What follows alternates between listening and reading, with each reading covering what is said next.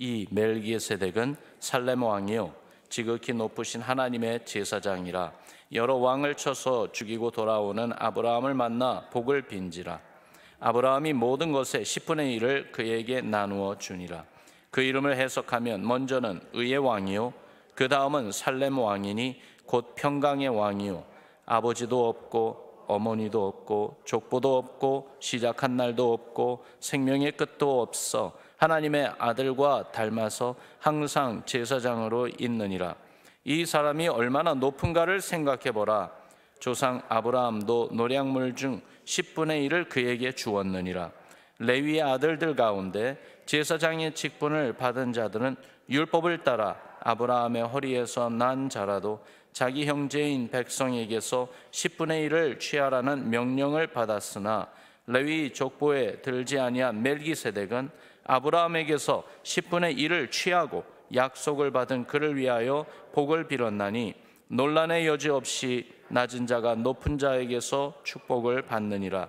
또 여기는 죽을 자들이 10분의 1을 받으나 저기는 산다고 증거를 얻은 자가 받았느니라. 또한 10분의 1을 받는 레위도 아브라함으로 말미암아 10분의 1을 바쳤다고 할 수 있나니 이는 멜기세덱이 아브라함을 만날 때에 레위는 이미 자기 조상의 허리에 있었습니다. 아멘. 성경에 보면은 정말 신비스러운 미스테리어스한 그러한 인물들이 나옵니다. 성경의 그 내용을 읽어보면은 그러한 인물들에 대해서 많은 설명은 없어요. 여기저기 뭐 많이 나오는 그러한 이름들이 아니에요. 짧은 몇 구절에 나오는 그러한 내용인데 읽어보면 읽어볼수록에 그 의미는 너무나도 깊고 중요한 그러한 인물들이 있습니다. 에녹이 바로 그러한 인물 중에 한 사람이었다고 저는 생각합니다. 그가 태어난 때에는 하나님이 지으신 첫 번째 사람 아담도 살아 있었습니다. 에녹이 태어났을 때요, 아담의 그 후손 9대째 되는데 아담도 살아 있을 때 에녹이 태어났어요. 그 당시 사람들의 수명이 우리가 지금 이 시대에 사는 것처럼 장수하면 100세, 100세 조금 넘게, 그게 아니라 평균 수명이 800세, 900세 그렇게 살던 때입니다. 에녹은 65세가 되었을 때 아들 무드셀라를 낳았어요. 그리고 무드셀라를 낳은 후 300년을 하나님과 동행했다고 성경은 말씀해 주고 있습니다. 그런 에녹에 대한 가장 유명한 증거, 창세기 5장 24절에 보니까 에녹이 하나님과 동행하더니 하나님이 그를 데려가심으로 세상에 있지 아니하였더라. 하나님과 동행했다, 거기까지는 이 세상에서 믿음 가지고 살았다, 우리가 이해가 돼요. 그런데 그 결과가 이 부분에서 에녹은 정말 신비스러운 사람이구나라는 것을 느끼게 해줘요. 하나님과 동행하니까 하나님이 그를 데려가셨대요. 그래서 어느 한순간 세상에 있지 않았대요. 다른 사람들과는 달리 죽음을 맛보지 않고 하나님이 그가 살아있는 그대로 데려간 사람입니다. 히브리서 11장 5절에 이 에녹에 대해서 증거하는 말씀이 나와요. 거기 보니까 믿음으로 에녹은 죽음을 보지 않고 옮겨졌으니 하나님이 그를 옮기심으로 다시 보이지 아니하였으므로 그는 옮겨지기 전에 하나님을 기쁘시게 하는 자라는 증거를 받았느니라. 많은 내용을 알 수 없지만은 그러나 에녹에 대해서 짧지만은 충분히 말씀해 주면서 그 중에 가장 중요한 부분이 하나님이 그를 데려가셨는데 거기에는 무엇이 연관되어 있냐 하면은 그가 300년 동안 이 세상에서 하나님과 동행할 때에 하나님을 기쁘게 하는 자라, 그렇게 증거를 받았다고 그래요. 그의 믿음, 어떤 믿음이었을까요? 하나님을 기쁘시게 하는 자라는 증거를 받았다고 하는데 하나님이 세상에서 하나님 나라 천국으로 데려가는 사람인데 도대체 어떤 믿음이었기에, 말씀드렸죠? 그 당시에 에녹의 그 첫 태어나서 살 때는 아담도 살아 있었다고요. 그리고 아담의 후손들이 쭉 살고 있는 그때에 유독이도 에녹에게는 그 믿음이 어떻게 특별했기에 많은 사람들 가운데 하나님은 에녹을 기뻐하시고, 그리고 다른 사람들과는 달리 에녹은 죽음을 맛보지 않고 살아있는 그대로 하나님 계신 저 천국으로 데려가셨을까? 알고 싶습니다. 믿음 때문에 그렇다. 그런데 그게 어떤 믿음인지 알고 싶어요. 하나님과 동행했다. 어떻게 동행했는지 좀 알고 싶어요. 에녹은 신비스러운 인물이라 생각됩니다. 에녹과 함께 다른 한 사람, 신비로움으로 둘러싸인 사람이 오늘 우리가 읽은 이 본문에 나오는 멜기세덱입니다. 멜기세덱 그 이름 역시 사실 우리에게 익숙한 이름은 아니죠. 본문에는 멜기세덱에 대해 이렇게 증거해 주고 있습니다. 1절 말씀 다시 같이 읽죠. 시작. 이 멜기세덱은 살렘 왕이요 지극히 높으신 하나님의 제사장이라 여러 왕을 쳐서 죽이고 돌아오는 아브라함을 만나 복을 빈 자라. 여기서 언급하고 있는 이 사건은 창세기 14장에 나오는 내용인데요. 가나안 북부 연합군이 남쪽에 있는 여러 곳을 쳤습니다. 거기에는 소돔도 있었습니다. 소돔성에 마침 살고 있었던 아브라함의 조카 롯, 그리고 소돔에 사는 사람들이 전쟁 포로로 잡혀갔습니다. 아브라함은 이 소식을 듣고 롯을 구하기 위해서 사병을 일으켜 데리고 기습작전으로 적들을 물리치고 그들을 구출해냅니다. 그때 구출한 사람을 다시 데리고 오는데 이 아브라함과 그의 일행을 멜기세덱이 맞아줍니다. 떡과 포도주를 마련해서 아브라함을 영접해 주며 그를 축복해 주었습니다. 그러고 나서 멜기세덱이 어떻게 했다라는 그러한 기록이 전혀 없습니다. 성경에서 그에 대한 이야기가 사라져 버려요. 그리고 그 후에 등장하지 않습니다. 그런데 이 멜기세덱, 이 1절 말씀을 보니까 그는 살렘 왕이라고 그랬어요. 이 살렘 왕이라는 이 말이 무슨 말인가? 2절에서 그대로 풀어주고 있습니다. 평강의 왕이라는 뜻이라고 그래요. 그의 이름 멜기세덱, 그 이름에도 뜻이 있는데 그것은 의의 왕, King of Righteousness라고 풀어주고 있습니다. 다시 말해서 그는 왕이라는 이야기예요. 통치하는 권세를 가지고 있다는 거죠. 그런데 이 멜기세덱은 왕인 그러한 지위만이 아니라 또한 그는 지극히 높으신 하나님의 제사장이라고 했습니다. 여러분, 제사장은 백성을 대표해서 하나님 앞에 나아가는 사람이지요. 제사장은 천국의 열쇠를 가진 사람입니다. 그래서 백성들이 제사장을 통해서 하나님께 제사 드리며 나아갔습니다. 제사를 통해서 죄를 용서받고 하나님의 은혜와 사랑을 받게 되는데 그 길을 하나님이 열어주셨는데 그 제사 드리는 현장에 제사장이 꼭 있어야지만이 됐습니다. 이스라엘 백성들에게 제사장 하면은 유대인들은요 생각나는 사람들이 있어요. 모세를 통해 주신 율법대로 세움받은 제사장 아론과 그의 후손들을 그들은 자연히 생각했습니다. 그러나 멜기세덱은 아브라함 시대에 지극히 높으신 하나님의 제사장이라고 그랬어요.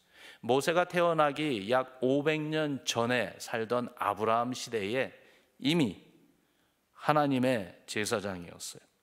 그런 점에서 율법으로 세워진 신앙의 그 공동체 제도를 뛰어넘는 멜기세덱이었던 것입니다.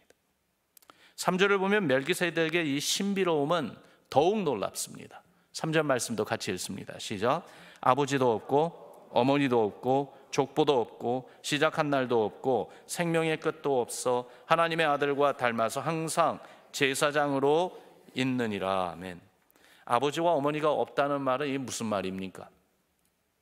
고하다 그런 말이 아니에요.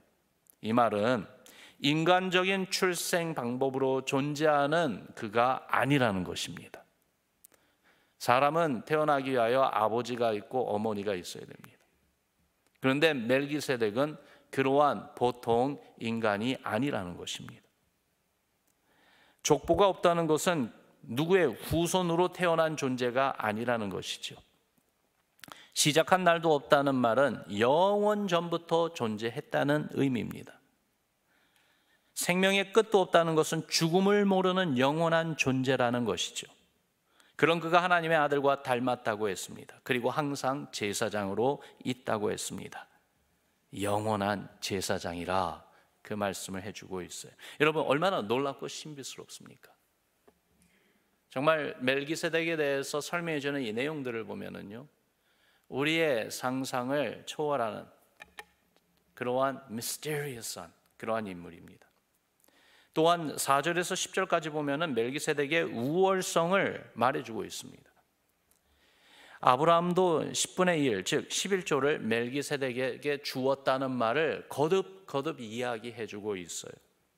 여러분, 히브리서는 유대교 유대인들에게 고난받는 유대인 크리스찬들에게 준 편지입니다.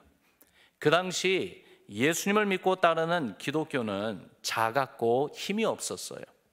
반면 유대교는 유대인들에게 가장 위대하고 소중한, 그들이 자부하는 프라우드한 그러한 종교 체계였는데, 유대교에서 가장 존경하는 인물이 바로 아브라함입니다. 왜냐하면 유대인들의 출발이기 때문에 그렇습니다. 그런데 그 아브라함이 멜기세덱에게 11조를 드렸다는 것이죠. 다시 말해서 유대인들이 가장 존경하고 우러러보는 아브라함보다 더욱 위대한 멜기세덱이라 그 말을 해주고 있는 거예요. 또한 유대교 제사장 직분을 가지고 성전을 섬기던 레위의 아들들도 아브라함의 후손이기에 그들도 멜기세덱보다 절대로 우월할 수 없다는 것을 말해주고 있는 것이, 높은 자리에 있는 분이 낮은 자리에 있는 자들을 축복합니다. 이런 면에서 멜기세덱은 아브라함을 축복하였기 때문에 아브라함과 및 그의 후손들, 심지어 레위의 아들들, 그 가운데에는 아론의 후손들인 제사장들보다 멜기세덱이 더욱더 우월하다, 뛰어나다, 더욱더 높다, 그런 말씀이죠. 이 신비로운 인물, 이 멜기세덱, 그가 성경에 나오고 또한 이렇게 언급되는 이유가 있습니다. 그는 우리 주 예수 그리스도의 예표이기 때문에 그렇습니다. 예수님의 그림자예요. 오실 예수님을 지금 가리키고 있는 인물이에요. 마치 아브라함의 후손들, 그저 몸으로만 아브라함의 후손으로 태어나면 아브라함의 후손이 아니라 영적으로 아브라함이 하나님을 온전히 믿었듯이 그렇게 우리 주 예수 그리스도를 온전히 믿는 우리가 진정한 영적 아브라함의 후손인 것처럼, 그래서 아브라함이 멜기세덱에게 11조를 드리고 또한 멜기세덱이 주는 축복을 받았던 것처럼 우리 역시 멜기세덱이 가리키는 예수님께 예배드리고 예수님께 우리의 마음과 삶을 드리며 예수님의 은혜와 주님의 주시는 그 축복 가운데 사는 우리들이다, 이 말씀이에요. 예수 그리스도 우리 주님이 참된 영원한 대제사장이십니다. 여러분, 이 멜기세덱에 대해서 신비로운 그에 대한 소개를 들을 때 예수님 생각이 바로 나지 않았습니까? 멜기세덱처럼 예수님 역시 영원 전부터 존재하셨고 영원토록 우리의 대제사장이 되어주시는 분이죠. 오직 예수님을 통해 하나님 아버지께로 올 수가 있습니다. 오직 예수님만이 평강의 왕이 되시고 또한 의의 왕이 되셔서 우리 모두를, 아니 온 세상을 통치하십니다. 그리고 예수님이 유대인들이 자부하는 유대교보다 더 위대하고 높은 분입니다. 그러므로 예수님을 뒤로 두고 어떤 다른 것을 쫓아가서는 절대로 안 된다는 것이에요. 이것이 우리에게 어떤 의미가 있을까요? 우리는 유대인들은 아니지만, 그러나 생각해 보면은 여러분, 오늘날 세상 사람들, 우리를 포함해서요, 어떠한 면이 있는가 하면은요, 크고 화려한 것, 강한 것, 이런 것을 좋아하고 강조합니다. 그것을 쫓아가고 따르는 것이 잘 사는 길이라고 생각합니다. 미국에서 사는 것이 잘 사는 걸까요? 아니면은 소말리아에서 사는 것이 잘 사는 걸까요? 아마 보편적으로 모든 사람들은 미국에서 사는 것이 잘 사는 거라고 이야기할 것입니다. 그러나 정말 그것이 잘 사는 것일까요?